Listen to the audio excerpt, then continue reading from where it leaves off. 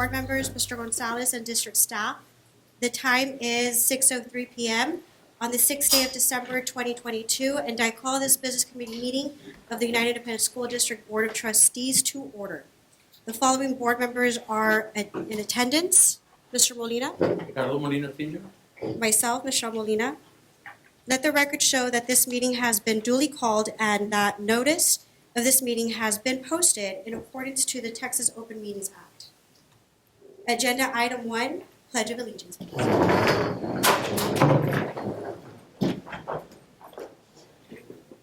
pledge allegiance to the flag of the United States of America and to the republic for which it stands, one nation, under God, indivisible, with liberty and justice for all. On the Texas flag, I pledge allegiance to thee, Texas, one state under God, one and indivisible.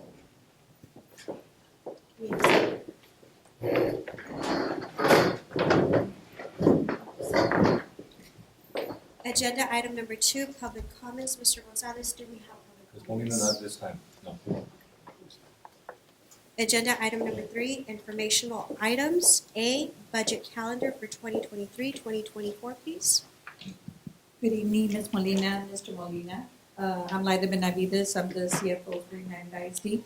I'm bringing to you the board budget calendar. It's for information only, and it's actually part of Mr. Gonzalez's evaluation that we bring a calendar to you by December or in December. So if you look at the dates, I highlight a lot of it is administrative issues. Working on our budget calendar, enrollment, boundary changes, staffing guidelines, enrollment projections.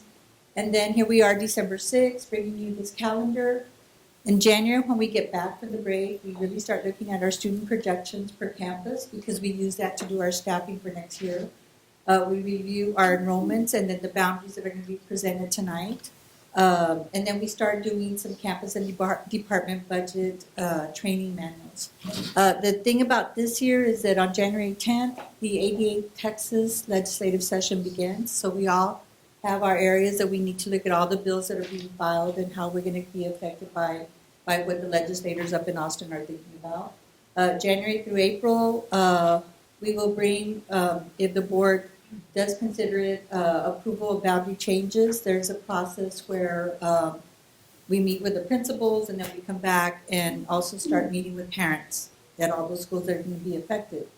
So the next couple of dates are really your business committee meetings, and this is what we plan to bring maybe in those meetings, our projected enrollments, any board initiatives we can discuss, and you can just see there as we're going through the year what we want to do in those budget workshops. Then on May 29th, the legislative session ends.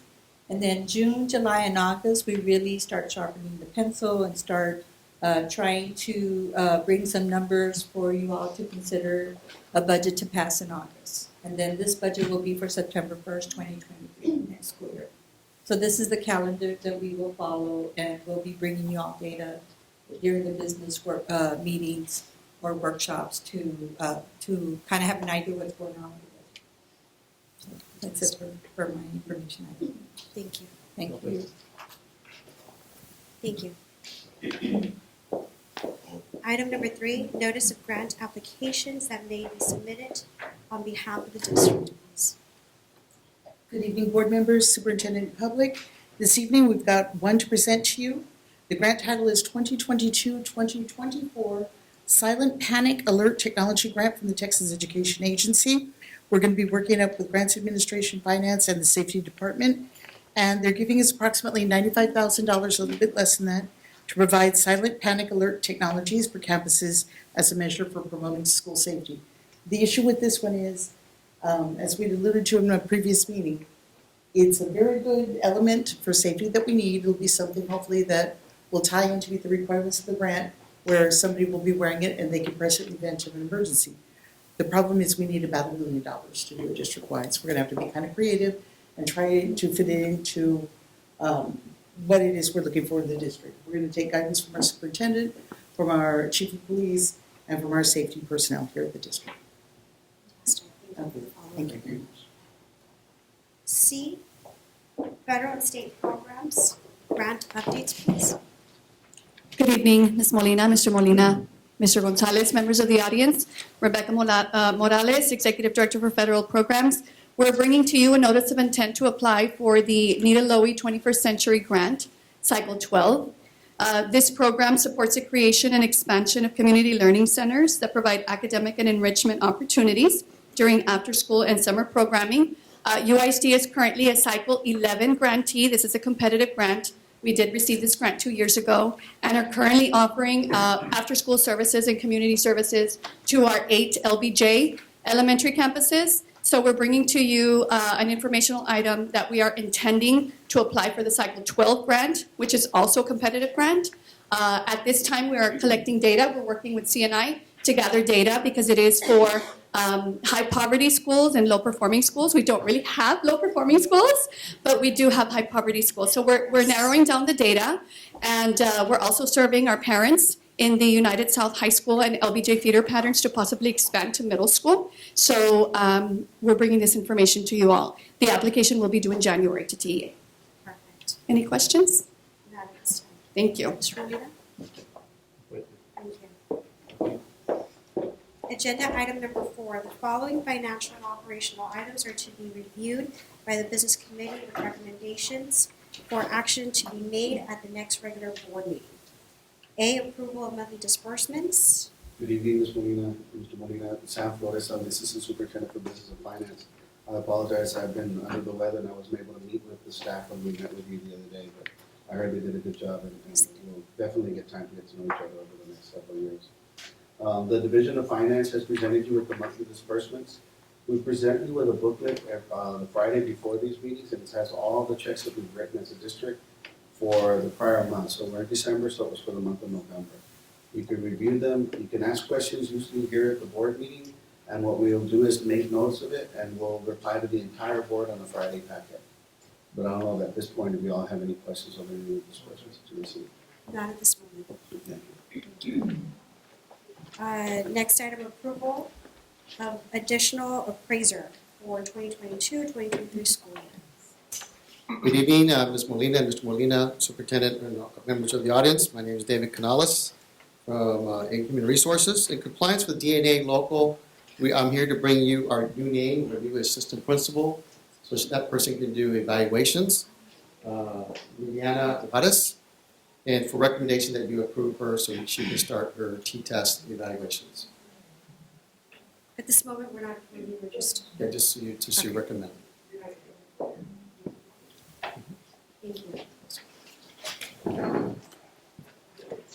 C, approval of awarding bids, proposals, and qualifications. Good evening, Mr. Molina, Mrs. Molina, Superintendent and staff. For the record, Cordy Jackson. We have the following for your consideration. RFP 2022-053, full-time and part-time trade labor service providers. The recommended vendors are RPM Temps Inc. as the primary vendor and People Ready Inc. as the secondary vendor. RFP 2022-052, STEM supplies and equipment to Pittsco Education, Project Lead the Way, School Specialty Technology Laboratory Systems, NZ Spaces Inc. RFP 2020-060, plumbing supplies to Winston Water Cooler. And RFP 2022-061, police officer uniforms, equipment, supplies, and miscellaneous to Dana Safety Security Gals LLC, Kirkpatrick Guns and Ammo, NARDS Public Safety, and USIQ Inc. Thank you. Thank you. Mr. Molina? Thank you.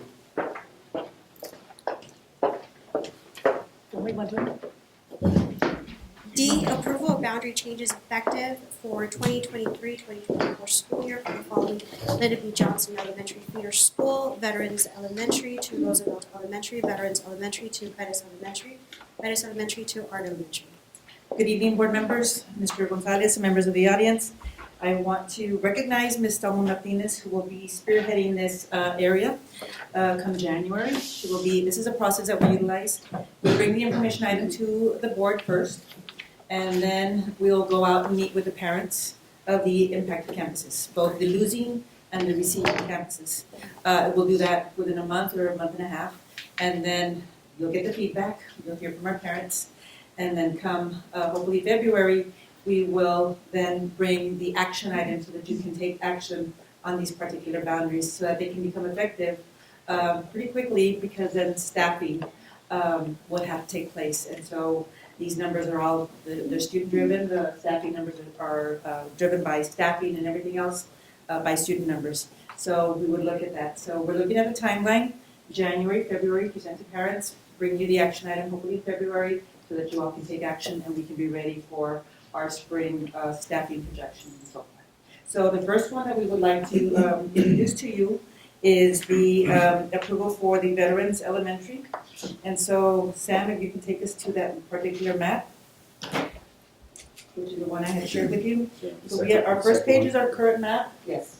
The second map is the highlighted portions where you'll see the purple going to the green. That currently is at Bettis. You'll see that change to Arndt Elementary. That is a recommendation. And at the bottom area, you scroll a little bit, that highlighted checkered area, that purple will be going, it's currently at Veterans. That is raw land, right? That is not impacted by students. And so that will be projected to go to Bettis because Veterans is growing exponentially. And so when you're looking at that, we have to make some room for the growth. And these schools, when you see them on, they're really close together, but they're all feeding into the Veterans Memorial Middle School. Do we have, I'm sorry, Ms. Pacheco, do we have economic development of subdivisions within that area? So we're Yes. projecting for the future that, Yes. okay. And I'll share that with you in a packet if you would like. There are some developments going up as we speak in those particular areas. So the area to the right underneath Roosevelt, that is projected to go to Roosevelt. Again, no housing there. It is under development right now. So we are looking at moving those particular students from Veterans to Roosevelt. The only one that has students right now is that purple area, Mr. Molina. That is, they're currently at Bettis. We are recommending the move across the highway. You'll see it to Arndt Elementary. 117 students would be impacted. But we need the room at Bettis for the potential growth that is coming. They invite the other parents from Pettit and all that? Not yet. We'll do that come January. It's in stages, right? Yes, ma'am. And then are we having to accommodate to hire more teachers, more teacher aides according to the our move? staffing. Or does the campus already have? When you look, keep on going, when you look at the impact, at the last page of your packet here for this particular impact, you'll see the change of 117 students. At the bottom, you'll see a minus 4 teachers at Bettis, but a plus 4 teachers at Arndt. So that's already kind of been worked on, where you will see the pluses and the minus by campus because we look at it by grade level. When we geocode, we code by grade levels, and so we'll know exactly which students are going to that particular area. Okay, and this has already been like a full assessment from every angle, right? Yes. There's no, yes, and even transportation. Even transportation. Because they're going across the highway. Yes, my only concern when it comes to elementary is the travel in the morning. And children in elementary are only allowed 10 minutes for breakfast. And I think that needs to change considering this. I think it needs to change right now, but that's we can definitely discuss that further. I do appreciate your presentation. There's a lot of growth in the veterans area, and you'll see that particular area where that just ends. But all the growth is coming to that particular school, so we're just making room. It's one of our newest schools, and there's already talks of probably, if we don't make these moves, then we would have to look at some portable classrooms. And even with moves, we'll have to add some portable. And how sustainable is this change? What are we forecasting for the next 5 years, 10 years, 15 We years? need a new school now. Yes. We're going to need another campus out there for sure, because those schools, you're looking at Bettis, Arndt, your Centeno, your Roosevelt, and your Veterans campus, they're saturated. And so they're tight in that sense. So with the growth that is continuing to be shown in that particular area, we already know that we are going to need a campus in the near future. Yes. They're gonna need a big elementary, 1,200, 1,300, large, because you build the small ones, that they're getting filled pretty fast. You're moving everybody, but then you're moving the other. Yes, sir. How about the teachers, they move with the kids or no? Yes, sir. Yeah, because sometimes they're used to the teachers, and if they're teaching them well, and then you move them. And we'll need to hire a teacher. What is the projection, Mr. Gonzalez? But are you planning to build a big elementary right in the middle, so they, all of those kids that you're gonna put on portable have a school? It'll be a domino effect, It's sir. a domino effect, I mean, this is why, right now, we're trying to make the adjustments, but in the near future, sir, yeah, we're gonna need more schools. Because you say they're moving, but they're gonna put portable, so, portables are pretty expensive. Bill, where we can find the land as well. Yes, I would definitely like to see, this is for immediate. This is very short-term goal Yes. that we have to get this accomplished immediately, right? However, I would like to see a midterm or long-term goal as far as, considering the forecasting of economic development and the boundary changes, what we need to do and where we need new campuses at, considering the numbers. I can provide that, and we already have that. We had land, Watson, where the Centennial is in the back. We had some, last time we had a lot of land there. I don't know if it's still there, or, where, we don't have to buy land, maybe we can use that land. We have land south of Veterans Hall. About 2-3 places behind Centennial, all that place, right in the middle. I remember, we bought a lot of land there, and they built Centennial, they built, but where the border patrol is in the back, they got about pretty good acreage there. So We have maybe they that can land. look at, we don't have to buy land, we can use that land. If it's big enough. Correct.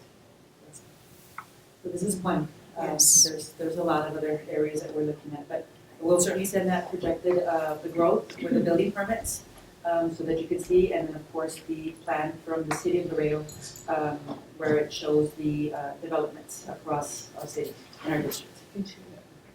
I'll share that with you. Perfect. Thank you. Or you can just send it to the board. That's letter D. The next one would be letter E. Okay, letter E, approval of boundary changes effective for 2023-2024 school year for the following campuses: San Isidro Elementary to Robert J. Santos Elementary, Atlanta Middle School to United Middle School, United High School to Alexander High School. Okay, so this one brings a lot of concerns with San Isidro. I can have, I know Kid Santos has Room. very little kids, because when they got two schools, Clark and the one across, Yes. they got 300 and 300.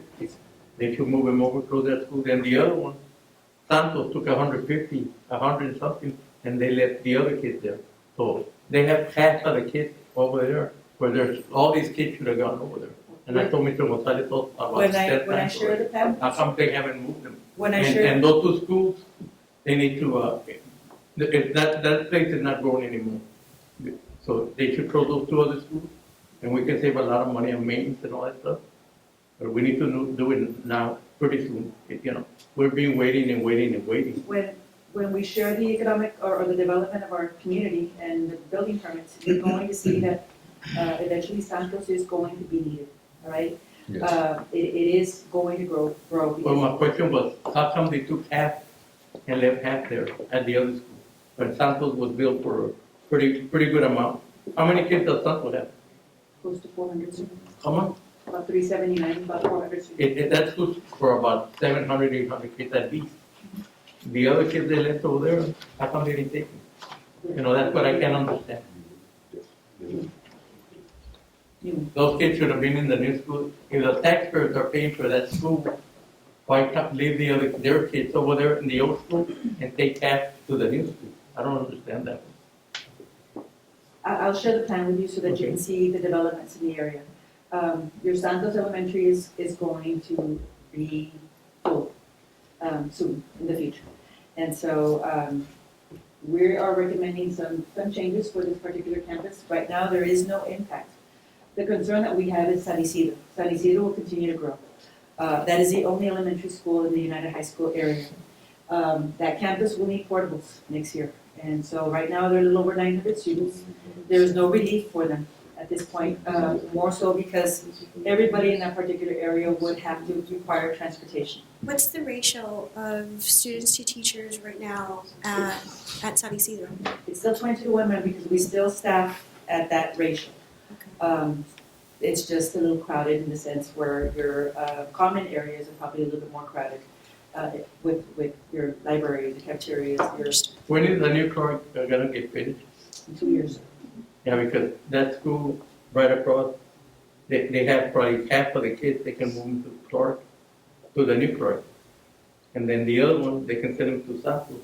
And those schools will be empty, where you can move people there. We don't have to build any schools. We'll take that into consideration, sir, but the comments about the movement of the campuses, I mean, all this was presented to the board at that time and it was approved by the board. Just, making that point. Well, Santos is not moved. We'll look at the You can numbers. move the kids over there right now. That's what's being proposed at this moment for board consideration. Moving the students from San Isidro over to Robert Santos, correct? No, ma'am. No? No. That's- San Isidro San will not- Isidro to San Actually, there is no impact to students right now. This is raw land, again. When you look at the boundaries, there are no developments here. It's just the proximity is closer to Santos. And San Isidro just cannot take any more particular students. We did have a proposal for you, just so that you'll know, for San Isidro, that we are not presenting that to you, where we would have relief bringing them to Malakoff. More so because it's a transportation issue. We would need, you said 7 buses or 7 bus drivers from the San Isidro area to move to Malakoff. And we cannot fill our vacancies as of right now. And adding 7 new routes. So San Isidro will have a campus with portables next year. When you say we need 7 buses, new buses or already in the fleet? You need drivers. We have buses, we don't have drivers. Drivers, okay. And we don't want to commit to saying, yes, let's do the boundary change. Right. And then the first day of school, we don't have enough drivers to. You need to do have a that. plan in place. Yes. We're not moving students. We will add portables to this particular school. The boundary that is being proposed does not have any students. So all of this is just raw land, where you see it, and it's an impact to the elementary, to the middle school from Herrera, to United Middle, and then from United High School to Alexander High School. But there are no students that are impacted at this point. So nothing changes as far as numbers or staffing or anything else. We just project for San Isidro additional growth because you see that boom out there and the development of homes and subdivisions in that particular area. In the department meeting we had, it was mentioned that we do the same cookie cutter, right? Elementaries. Okay. We definitely need to consider part of the forecasting is bigger than the normal that we have or the standard that we have to accommodate because the growth, right? Because then we have the portables at a brand new school like San Isidro. It's a beautiful school. To put in portables, it's a sore eye, but it's needed, so we have to get it done, right? So it's just definitely something forward thinking that we need to consider instead of just your standard. Please. The new middle school, what's the name on the, Herrera, sir? Elena, is it school? Yes, sir. That's the problem, we're building Clark half, when we should have built it big for all those people that it's so overflowing. We wouldn't have to put portables. It's under construction, Clark. Why don't they make it bigger, where all these kids can fit there? We won't be wasting money on portables, that then we don't know what to do with them. Like long time ago, when we had a lot of portables, and we had to get rid of them, what they said, $90,000 every portable, pretty close to 90,000. And they can add to Clark that they're building right now. I think that 90,000, how many portables they can put a bunch of, right? I think this is a great exercise to include the portables in the plans that we have right now. Right. Portables we have right now, what it costs to maintain them, and what we're proposing for new portables, just for board review. Please. So that is the boundary for letter E.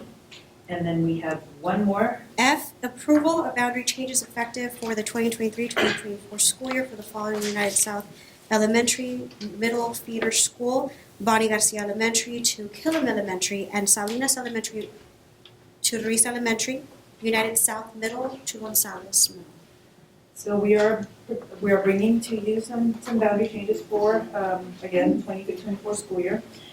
This is Ruiz Elementary. When you look at Ruiz, that little portion of the blue area, that is currently Salinas Elementary School.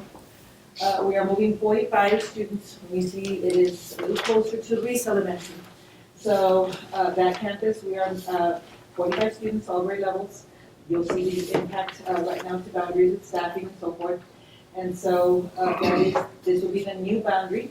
And we keep on going to the last page then.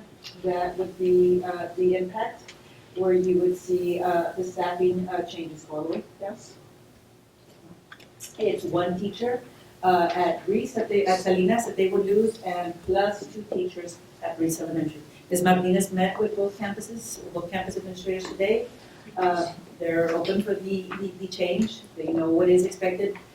We don't make this change, Salinas would potentially get also portables. Where are these kids coming from, you know? So it's all new homes, new development. developments. You know, and it's not, their problem is not only the school, the water, the sewer, they're not building anything. Power plant, they're not building a power plant. So we're gonna have a lot of problems, because we're growing and they're not. So, you know, before you know it, we're gonna have to build more schools, and, you know, we need to call Uncle Henry.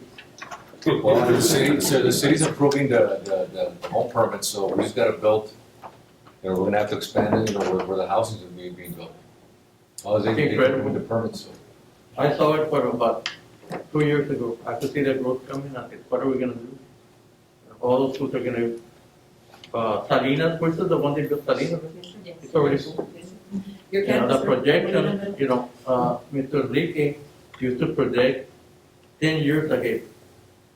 Now, we don't have anything ahead. We know everything's hitting us right now. We would have land, we would have everything ready for whatever came. Not now.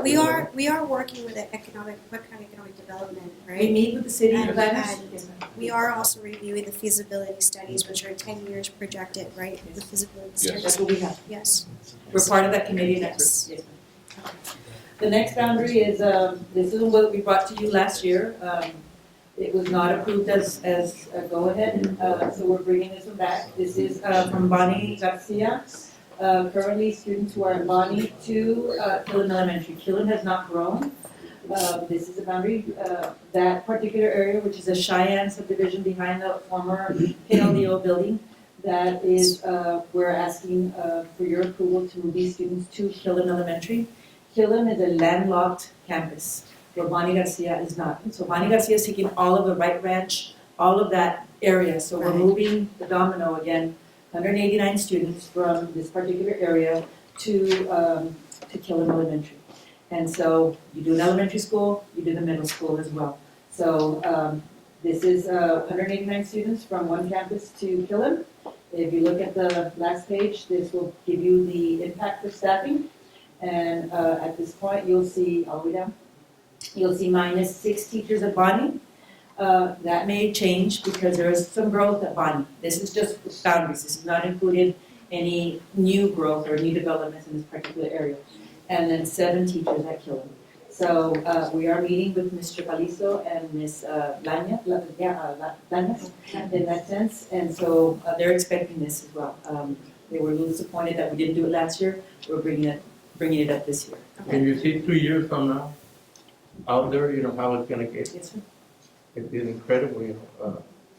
But we're gonna have to pass a bond and do something to catch up with Yes. everything that's coming up. That's working on that. That's how ugly work, they don't like it. All the kids that are coming, what are we gonna do? So Molina, just to point out, Salinas Elementary, recall, the old Salinas was demolished, so it's not like we had an addition, it wasn't a plus, it was just a new school. And the last one would be the boundary change for the middle school. So it's the same subdivision, Cheyenne. They are currently at United South Middle. South Middle is a large campus.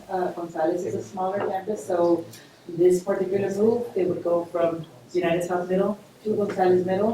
When you look at this one, there's not as many students at the elementary level as there are in the middle school. You'll see the impact here for this particular middle school, the numbers. 143. And there was 143 students, and when you look at that, you'll see the staffing as well. Go this down. If you look at the right ranch there, you know, and to the back, it's all everything collecting already. It all goes to Bonnie and to the house. Everything that's crazy. And all the principals have already been presented with this We are, at some we are in point the already? process. Or We you're meet still in tomorrow the morning at process? 8:30 with another principal tomorrow. So morning. what, The children selected for the move, how were they selected? Where they live in, Closest to the boundary line? no, Or- like this particular area, when you or see just- Cheyenne. Yes. When you go look at Cheyenne, that is the boundary change, so that right there, that's that subdivision, so the Cheyenne subdivision will have a meeting with those parents. Some will be in favor, some will not. These are 100% bus students. That will continue, that service will continue because they're still going across that loop, and that particular highway. So, we meet with them, that's why you may hear from them. The board members may hear from the constituents because there are going to be changes to Yes. their schools. And in this case, you have elementary and middle. The high school does not change, but the elementary and the middle school does. And so. One of the courtesies that we provide for the middle school is that if you're a current seventh grader, then you can finish out as an eighth grader at that campus. But you do have to fill out a transfer request, and you do forego transportation when you do that request. So if they decide to stay to finish out their last year, which we allow, then you're also foregoing transportation for that So campus. when it comes to the middle school, you're really looking at the incoming fifth grade to sixth grade, correct? Yes, 6th and 7th. I mean, the sixth graders will move to the new school as seventh graders. And your fifth graders going will be your sixth graders. So, Molina is, house is growing like crazy around there, you know, Yes, sir. yes, on We that. build it, they will come, so, yes, sir. And we can't stop it, so we just have to work with it and accommodate as They're needed. building condos, they're building a lot of stuff that, you know, they're gonna have to move this way also to fill up that food.